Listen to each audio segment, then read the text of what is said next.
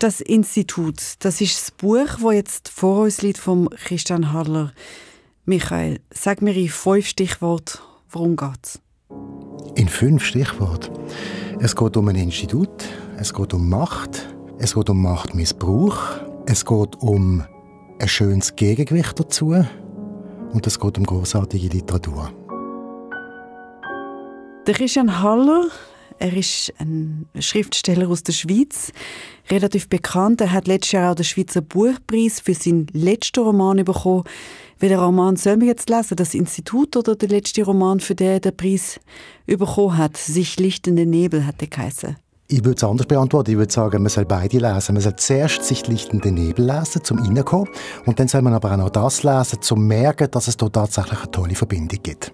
Aber man kann auch das Institut einfach so lesen? Man kann das auch einfach so lesen. Man muss überhaupt nicht zuerst etwas anderes gelesen haben. Der Roman hier steht für sich allein. Wie viele Sterne gibst du dem? 1 bis 5? 1 schlechteste, 5 das Beste? 5, sonst hätten wir nicht mitgebracht. Das ist der Literaturclub 2 mit Buch. Wir schwätzen heute über den neuen Roman von Christian Haller. «Das Institut» heisst das Buch und ist jetzt gerade rausgekommen. Wir sind der Michael Lysi, der das Buch mitgebracht hat. Und ich bin Jennifer Kagschuri, die Fragen stellt. Dann fangen wir jetzt an. Genau. Aber noch nicht mit dem Inhalt, sondern mit der Art und Weise, wie der Christian Haller schafft. Ich kann ja nur für mich reden. Ich fange immer wieder von vorne an. Auch, weil jeder Stoff eigentlich seine Sprache braucht. Das sagt der Christian Haller, wenn man ihn nach seiner Arbeitsweise fragt. Und seine Antwort, die hat mich hellhörig gemacht. Das ist manchmal ein sehr schwieriger und langwieriger Vorgang, bis man merkt, welche Sprache braucht der Stoff, um realisiert zu werden. Und wieso hat dich das hellhörig gemacht? Ja, weil da offenbar jemand am Weg ist, der seinen Job ernst nimmt. Ich bin sicher, dass es ganz verschiedene Arbeitsweisen gibt. Aber wenn jemand auch noch mit über 80 sagt, dass er jedes Mal wieder von vorne anfängt, wenn er ein Buch schreibt, dann hat das schon etwas, wo man ziemlich Respekt einflößt. Aber das heisst, er schreibt auch nicht jedes Mal das gleiche Buch, einfach anders, wie man das bei anderen Autoren, Autorinnen könnte behaupten. Warum denkst du, macht er das dann auch? Ich meine, das tönt sehr schwer. Ich denke, es hängt damit zusammen, weil sein Beruf halt ein kreativer Beruf ist und da weiss man halt am Anfang nicht, wie es am Schluss rauskommt, wenn man auf den Weg geht. Und der Weg, auf den er geht, der ist halt eben relativ lang, bis man dann für seine Inhalte eine adäquate Form findet. Und wenn jemand dann aber den Weg geht, dann besteht eine gewisse Chance, dass das, was er findet, nicht nur ihn überrascht, sondern eben auch das Publikum. Und das ist dir bei diesem Roman passiert? Absolut. Ich habe das Gefühl, das hat mich sehr überrascht. Dann wollen wir doch mal hören, mit was uns der Christian Haller überrascht. Genau, und da hören wir den Anfang rein vom Roman. Ich hatte mich vor einer Woche um eine Stelle als Aushilfe beworben. Das Stipendiengeld blieb mit dem Abschluss des Studiums aus. Und ich wusste nicht, was ich mit dem Diplom in Biologie anfangen sollte. Nach halbherzigen Bewerbungen riet mir meine Freundin zu einem Gelegenheitsjob. Ich hatte dann Zeit zu überlegen, wofür ich mich künftig entscheiden wolle. So fragte ich auf Empfehlung eines Bekannten beim Institut für Soziales um Arbeit nach. Ich wurde zu einem Gespräch eingeladen, an dessen Schluss der Institutsleiter, Herr Lawitz, sagte: Wir haben zwar keine Arbeit für Sie, aber Sie fangen am nächsten Montag an. Okay, also es kommt ein junger Mann, also der Ich-Erzähler, in ein Institut und wird dort angestellt und hat noch nicht so viel zu tun. Wer ist der junge Mann? Das ist der Till Osterholz. Der muss so um die 30 herum sein. Der hat sein Studium gerade beendet, wie wir gehört haben, und sucht einen Job, dass er ein bisschen Geld verdienen kann. Und er sagt, er hätte bis jetzt das Leben nur aus Büchern kennengelernt oder vom Studium und jetzt will er es mal richtig kennenlernen. Also eine privilegierte Situation, wenn man so will, aber auch ein bisschen traurig, wenn man die Welt nicht richtig kennengelernt hat oder kennenlernt. Dann geht also der Till Osterholz an das Institut, wo er einfach rumhockt. Nein, natürlich nicht. Er hat mit der Zeit dann schon mal etwas zu tun. Und zwar schon am ersten Tag stellt sich heraus, dass er etwas zu tun hat. Er bekommt nämlich die Aufgabe, Artikel aus grossen internationalen Zeitungen und Zeitschriften zusammenzutragen, zu lesen und jeweils in 5 Stichworten, du hast das schon sehr genau erkannt, 5 Stichworte zusammenzufassen, inhaltlich. Und die Stichworte, die muss er dann in so eine neumodische Maschine einlesen, die man, glaube ich, das Computer nennt. Also das heisst, es ist ein Science-Fiction-Roman oder spielt er in einer Zeit, wo es noch kein Computer in allen Privathaushalten gegeben hat? Es spielt in den 70er Jahren, wo wir gerade so dazwischen sind. Und warum soll er aber die Stichworte eingeben? Ich meine, dann hat es den Podcast auch noch nicht gegeben und er hat noch irgendwas zusammenfassen.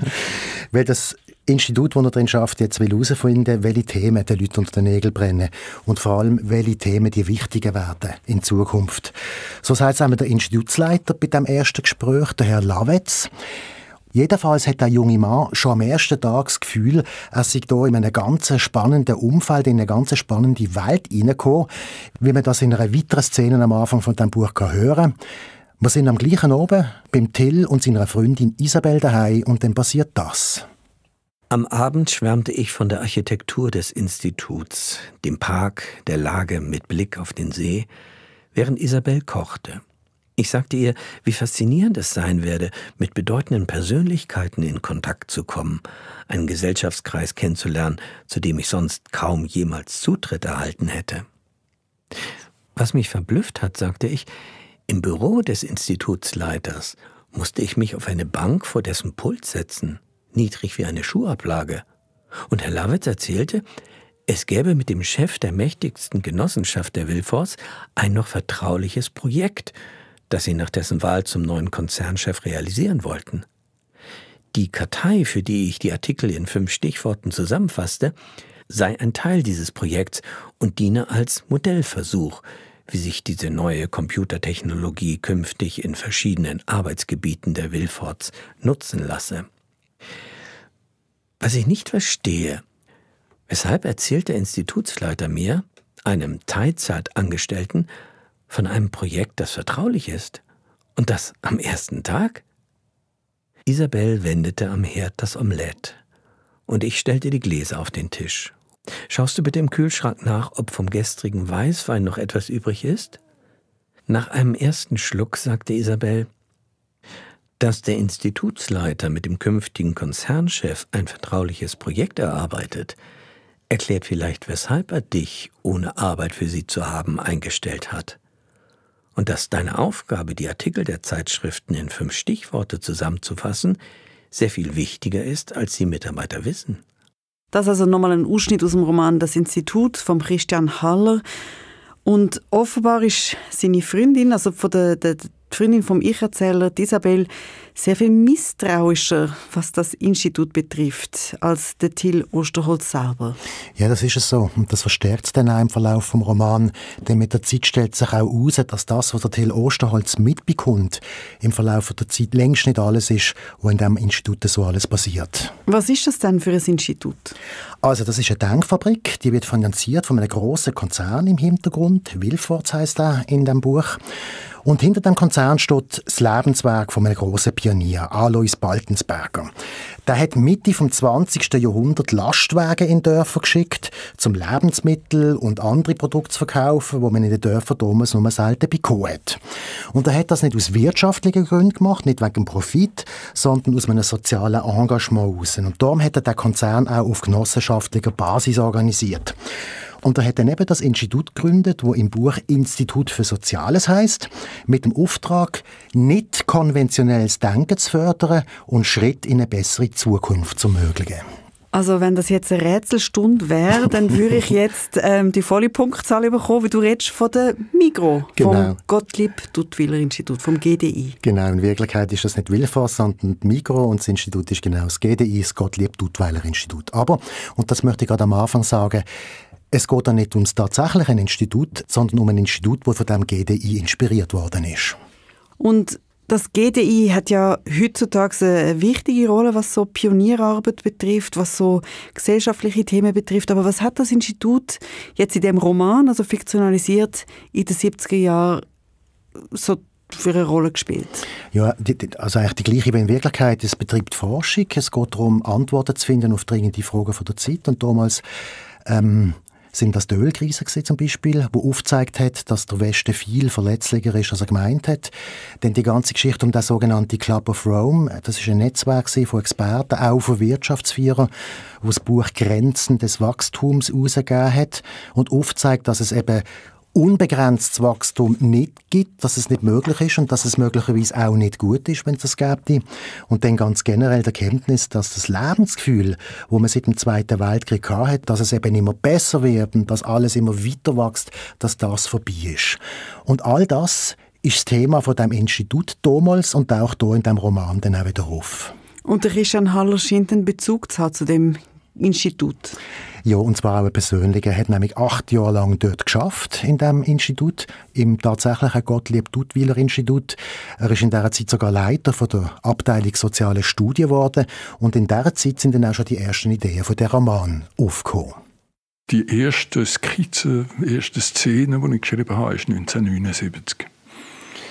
Und den Stoff habe ich aber dann gemerkt, dass ich den eigentlich nicht bewältige. Und darum habe ich ihn sein, habe dann einen anderen Stoff vorgenommen und habe dem 5 Jahre geschafft. Das ist übrigens auch nie publiziert worden. Aber der Stoff von dem Institut hat mich nie sein. Ich habe immer wieder an dem umstudiert. Auch weil ich noch dazumal, als ich im Institut war, gemerkt habe, ich habe hier einen Stoff vorliegen. Ein Stoff, der einmalig ist und der eigentlich eine Bearbeitung hat. Und von dort her war es dann vor etwa 5-6 Jahren, dass ich gefunden habe, ja, jetzt wäre es eigentlich Zeit, den noch zu machen. Jetzt bin ich bejahrt, wie ich sagen kann. Und solange ich das möchte, ich den Stoff noch bewältigen und schauen, ob ich den wirklich formen kann. Und habe dann intensiv angefangen, an dem Stoff zu arbeiten. Das heisst, der Christian Haller hat eine lange Geschichte mit dem Stoff. Er trägt ihn schon lange mit sich irgendwo im Hinterkopf. Und es geht ihm aber nicht ums eigentliche Gottlieb-Duttweiler-Institut, sondern es geht ihm um etwas ganz anderes. Genau, es geht um etwas ganz anderes. Er kann natürlich das alles mitnehmen, was man dort erlebt hat, aber das, was er wirklich erzählen will, ist etwas anderes. Ein zentrales Thema ist ganz sicher Macht, Mechanismen von der Macht. Und ganz frühes Motiv, das mich eigentlich schon im 79 beschäftigen und eigentlich den Anstoß gegeben hat, mich mit dem Stoff auseinanderzusetzen, ist der geistige Missbrauch von den Themen zugunsten von Macht und Machterhalt. Und das hat mich nachhaltig beschäftigt und das wird ja auch im Buch thematisiert, dass eben sehr vieles, wo echte Probleme auch sind, wo politisch angegangen werden, aber sie werden benutzt, um einem ganz anderen Ziel zu dienen, nämlich dem Machterhalt von dem Einzelnen oder von einer Gruppe oder von einer Partei.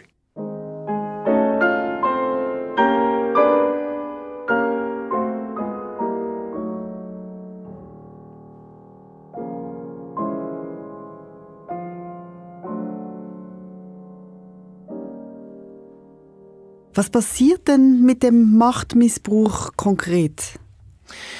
Also einerseits ist das ja etwas, was wir alle kennen, sobald eine Gruppe von Menschen beieinander ist und ein gemeinsames Ziel hat, also eine Partei oder ein Betrieb oder ein Verein. Also ich habe das schon ein paar Mal erlebt, da geht es sehr oft und sehr bald nicht mehr um die Sache, sondern es geht um die Position und die Macht von den einzelnen beteiligten Personen. Und da geht es dann aber noch einen Schritt weiter. Das sind nicht einfach Leute, die ein bisschen einen Verein zusammen haben miteinander, sondern das sind Manager, das sind Top-Leute in der Wirtschaft, das sind Wirtschaftsführer, wo es um persönliche Macht und auch um sehr viel Geld geht. Und das wird in diesem Buch dann auch auf verschiedene Arten gezeigt. Zum Beispiel der Umgang mit den Frauen. Das ist ein Teil von diesem Buch, der ist katastrophal, entspricht auch der Zeit, aber er ist generell katastrophal. Dann auch der Umgang mit den Konkurrenten, überhaupt das Konkurrenzverhalten, die Machtkämpfe und die Intrigen, die ganze Zeit stattfinden. Und aus all dem merkst du dann auch, dass die Leute, die Macht haben, nicht nur die Macht negativ ausüben, sondern dass sie dann eben auch persönlichen Schaden nehmen. Also heute will man von toxischer Männlichkeit reden. Das Wort hat es damals noch nicht gegeben, der Ausdruck. Und für mich klingt das jetzt mehr nach den 80er Jahren. Und was ist aber mit dem 68, wo so sozial und alle zusammen und Flower Power und Geschwisterschaft und Pazifismus, wo bleibt der denn da in den 70er Jahren in dem GDI oder in dem Institut? Ja, das ist eben sehr, sehr spannend, weil das ist im Prinzip auch der Punkt, wieso der Roman funktioniert, weil er in den 70er Jahren spielt. Und das ist eine Übergangszeit, wo von diesem Flower Power, von dieser 68er-Zeit in etwas Neues hineingeführt hat. Der Haller sagt es so. In den 70er Jahren anfänglich ist sehr vieles neu gedacht worden. Da hat man angefangen zu studieren, wie kann man Wissensgebiete vernetzen, was gibt es für andere Modelle, zum Beispiel in einer Stadtplanung, wenn man da noch Soziologen zuzieht, oder wie ein Geflecht von Versorgung muss aus und so weiter. Also man hat dort angefangen denken in vernetzten Formen. Auch zum Beispiel, was für Auswirkungen haben eigentlich Technologien, die wir einführen in die Gesellschaft? Was bewirkt das in einer Gesellschaft? Und der Aufbruch, der da war, spürbar war, der ist ja dann ziemlich knallhart abgewürgt worden. Also das heisst, es geht um die Zeit, wo Margaret Thatcher an die Macht gekommen ist, wo der Ronald Reagan in den USA reagiert hat. Es geht um so Hardcore-Kapitalismus, wenn man so will. Ganz genau, das passiert dann, oder? Dass die Freizeit mündet in die 80er Jahre hinein. Und was passiert dann an dem Institut? Es kommt zu einem fatalen Machtkampf. Auf der einen Seite der Institutsleiter, der Lavetz, den wir vorhin von ihm gehört haben, der mit dem Bänkli oder, vor seinem Pult. In Wirklichkeit ist das, und das möchte ich jetzt gerne offenlegen, ist das der Hansa Pestalozzi, der berühmt worden ist mit seinem Buch «Nach uns die Sintflut». Und auf der anderen Seite der neue Konzernchef, der den Konzern nach der neuen Zeit, nach den neuen Gesichtspunkten möchte organisieren. Und das kommt zu einem Konflikt, der mit der Entlassung vom Institutsleiter endet. Aber nochmal, es geht auch nicht um den realen Konflikt, es ist ein Roman. Auch wenn der historische Hans A. Pestalozzi natürlich mitschwingt.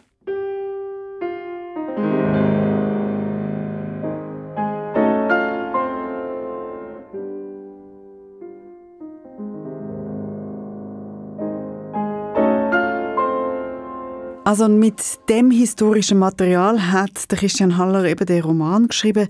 Ich möchte noch mal über den Till Osterholz reden. Wie geht es dem an dem Institut, wo er wenig zu tun hat? Nein, der hat nicht wenig zu tun. Der macht einen langen Weg und der bekommt dann auch Macht. Also, auf der einen Seite ist man total begeistert. Er hat wirklich das Gefühl, er sei da an einem Ort, wo er hinpasst. Und er steigt dann rasch auf. Er darf dann einmal einen Kongress organisieren, schon relativ bald, zu London. Und später wird er dann sogar Abteilungsleiter von deren Abteilung, die Kongress organisiert. Was aber den Machtkampf betrifft, da haltet er sich daraus. Der beteiligt sich nicht daran.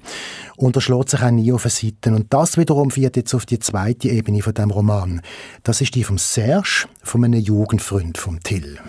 Und was ist das mit dieser zweiten Ebene? Also es sind einfach zwei Geschichten, die ineinander verschachtelt worden sind? Es gibt noch die private Ebene, da gehört auch die Freundin dazu, die wir vorhin gehört haben. Und da ist dann eben auch der Serge, der Jugendfreund daheim. Und der Serge und der Till, die sind am gleichen Ort aufgewachsen. Und in diesem Ort gibt es eine Keramikfabrik. Und der Direktor von dieser Keramikfabrik, also viele, viele Jahre vorher, das ist der Vater vom Till gewesen. Und der Serge ist der Sohn von einem anderen mächtigen Mitarbeiter innerhalb von dieser Fabrik. Und dann passiert etwas, wo der Till nicht hat gesehen hat. Und die Szene, die wird jetzt noch kurz einspielen. Sie spielt im Garten von der Villa vom Vater vom Till zu einem Zeitpunkt, wo der Till ungefähr 12 Jahre alt war. Der Gartentisch unter der Zeder war zum Mittagessen gedeckt gewesen. Auf der Batistdecke und den Gedecken lagen die filigranen weichen Schatten der Nadeln. Es war eben aufgetragen worden, doch die Stühle blieben leer. Niemand dachte ans Essen, und im Haus war eine lähmende Stille. Vater war vom Firmenfahrer nach Hause gebracht worden. Ich hatte ihn beim Aussteigen aus der Limousine gesehen. Er war bleich, weinte, ging mit unsicheren Schritten zur Haustür. Danach war nichts als Ungewissheit. Ich saß im Wohnzimmer auf dem Sofa, wartete, lauschte in die Stille. Um 2 Uhr ging ich zum Unterricht zurück in die Schule. Meine Kameraden mieden mich. Sie tuschelten, der alte Osterholz habe unterschlagen und müsse ins Gefängnis. In der Pause kam Serge zu mir. »Hat man dir nichts gesagt?« Ich schüttelte den Kopf. Dein Vater ist entlassen worden. Er ist nicht mehr Direktor der Keramikwerke. Und er muss für den Schaden aufkommen, den er verursacht hat. Eine Investition, wie ich später erfuhr, die er unterzeichnet hatte, zu der später ein Zusatz auftauchte, dass er bei einem Verlust mit seinem Privatvermögen hafte.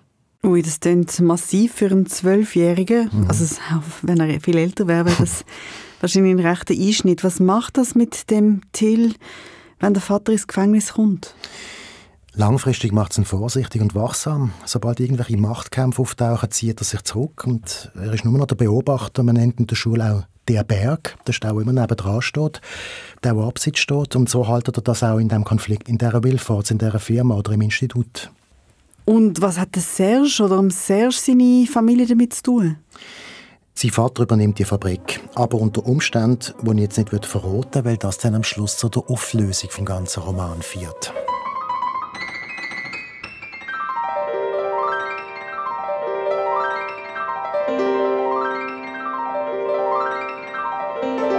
Wir haben jetzt einiges über Macht geredet. Wir haben etwas erfahren über Intrigen oder Verrat. Gibt es eigentlich auch positive Seiten für den Till Osterholz in diesem Roman?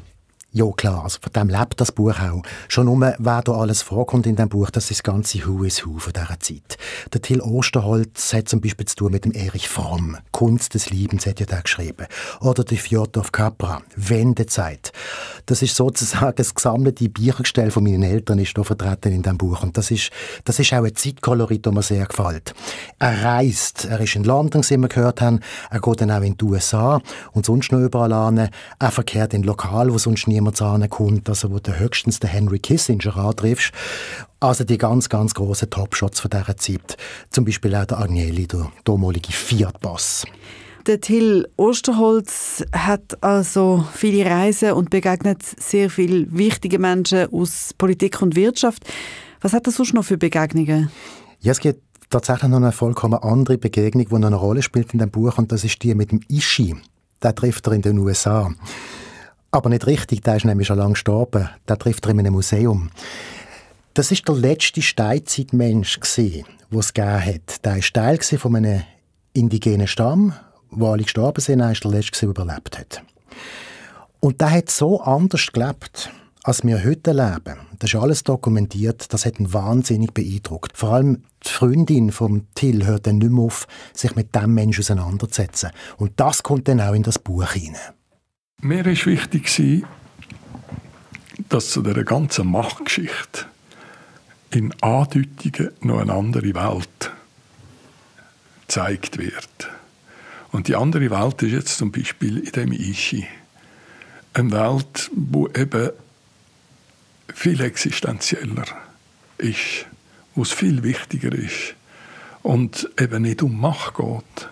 Es gibt auch eine Szene, wo sie in Finnland sind, wo auch so ein Aufzeigen ist. Ich wollte die Absolutheit von dem ganzen Spiel brechen. Dass es eben auch immer wieder eine andere Welt aufscheint, die mit der nichts zu tun hat und eine andere geistige Dimension verkörpert.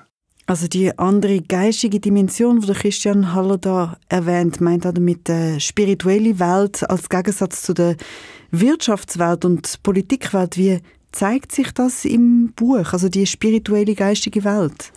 Er nennt es nicht so, er nennt es schöpferische Welt, das Schöpferische. Aber das zeigt sich jetzt in dieser kurzen Episode in Finnland, die er davon erzählt hat. Und ich schlage vor, wir hören das kurz. Das ist nur eine halbe Seite. Und das ist wirklich nur das einzige Mal in diesem Buch, oder? Und da wird klar, was er meint. Der Till und seine Freundin, die sind in der Ferien.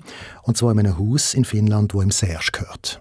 An einem bedeckten Tag beschlossen wir, zu einer Stromschnelle zu fahren, die Serge von früheren Besuchen her kannte. Tosend und schäumend schoss das Wasser durch eine flache Felsenge, auf deren von den eiszeitlichen Gletschern glatt geschliffenen Flanken prähistorische Zeichnungen in den Fels geritzt waren. Isabel und ich hockten uns auf den Steg, der am Wasser entlang führte. Eingehüllt von den reißenden, dumpfen, zischenden Geräuschen betrachteten wir die eingeritzten Tiere mit Geweih, ziehende Herden, vielleicht Elche, doch auch Darstellungen, die sich nicht so leicht erschlossen und die ich als Schiffe deutete. Als wir später einen ruhigeren Ort am Flussufer gefunden hatten, sagte Isabel, der Fels sei für sie wie durchlässig geworden. Ich konnte zwischen den Zeichnungen umhergehen und sah mir die Tiere, Schiffe, Menschen an.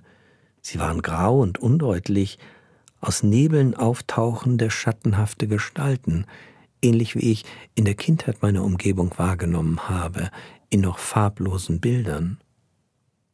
Und wir redeten darüber, dass wir hier im Norden in dieser Landschaft aus Wald und See, in der Helle des Tages und der Dämmerung der Nacht, uns in einer tieferen existenziellen Schicht des Daseins bewegten, die uns gemäßer als das alltägliche Leben erschien. Und das klingt mir sehr typisch für den Christian Haller. So einige Passagen gibt es auch in «Sich lichtende Nebel», also in der Novelle, die den Buchpreis bekommen hat. Auch dort sind es nur 2 kurze Episoden, wo das passiert. Und das ist das, was er eben das Schöpferische nennt. Das ist für mich etwas ganz Zentrales. Ja. Also auch in meinem Leben, wie ich es geführt habe, dass es eben ein geistiges Leben gibt, wo sich diesen Prozess, wo unseren Alltag weitgehend bestimmen und sehr bestimmt werden eben durch Egoismen, durch Macht, durch Erhalt von etwas aus dem Schöpferischen lebt. Und das Schöpferische ist ja immer dort Spundloch, wo das in unsere Welt tritt, wo noch nicht vorhanden ist und noch nicht formuliert ist. Darum ist für mich die Literatur etwas, wo erst muss in die Sprache hineinkommen und nicht in der Sprache schon ist. Da interessieren mich keine thematischen Bücher, also außer Sachbücher, aber in der Literatur, sondern mich, was gestaltet sich aus dem Unbewussten heraus und gelangt in die Sprache hinein. Das ist eigentlich ein schöner Schlusssatz. Aber was ziehst du jetzt für ein Fazit, Michael? Ist das Buch ein würdiges Buch als Nachfolgebuch von «Sich lichtende Nebel»? Absolut. Gerade jetzt auch wegen dieser Facette, die wir gehört haben. Dann nehme ich das Buch mit. Das Institut von Christian Haller, wo heute das Thema war in Literaturclub 2 mit Buch. Den Text hat der Vincent Leitersdorf gelesen, Sounddesign Serge Krebs, Produktion Barbara Peter und das Buch mitgebracht hat der Michael Lusier und die gute Frage gestellt dazu hat Jennifer Kakshuri.